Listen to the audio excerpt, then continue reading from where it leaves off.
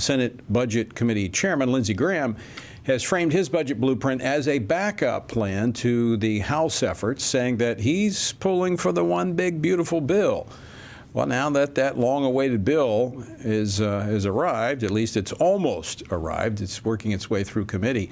Let's talk about what is in it and what it does and where it goes from here. Joining me now to discuss this, stepping out of the committee, is Congressman Ben Cline. He serves on 4 House committees, including the Budget Committee, the House Appropriations Committee. He represents the 6th Congressional District of the state of Virginia.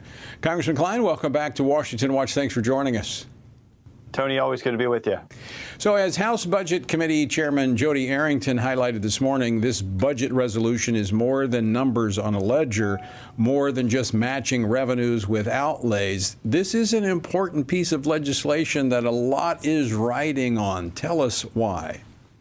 Well, it is the key that unlocks the process called reconciliation, which is the process where we can get tax cuts through, spending cuts through, and we don't need Democrat votes to do it. So it's going to be a conservative effort, but it's going to be over the next several months. This is the first step where the Budget Committee adopts the blueprint, and then the floor passes it, and then the committees, all of the authorizing committees, start digging in to find their savings so that we can pay for the tax cuts and help restore some fiscal responsibility to this budget process that's been off track for so long in Washington.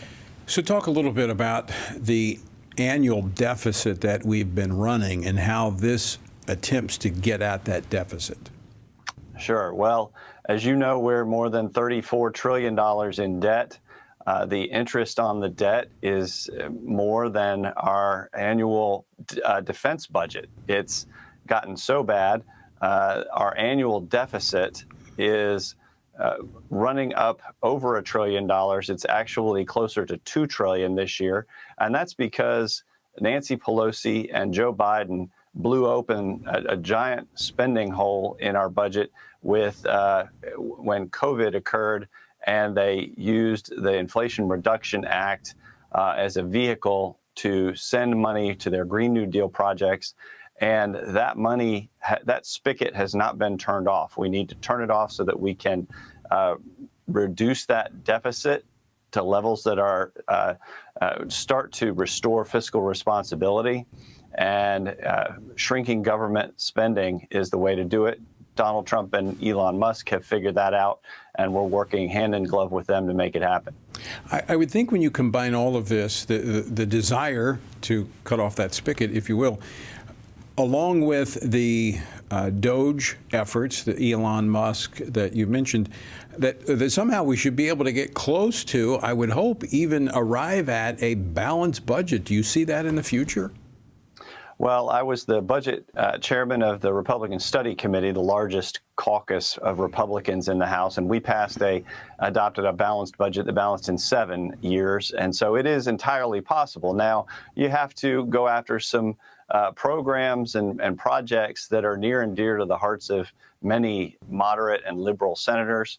And they are, if anything, clubby over there and like to stick together. So it's going to be hard to convince them and some of my colleagues, even on our side in the House, that they need to shrink these or eliminate altogether these programs that are really just fueling waste and fraud in these programs and need to be done away with. So we're working with Doge, and actually it's going to help.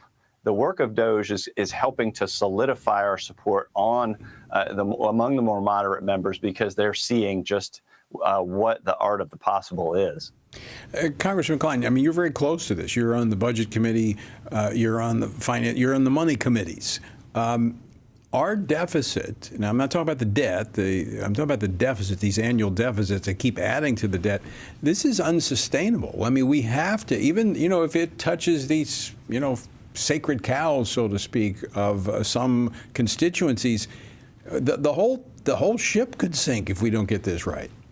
Absolutely right. And, Donald Trump has promised, and the House is not touching Social Security or Medicare benefits.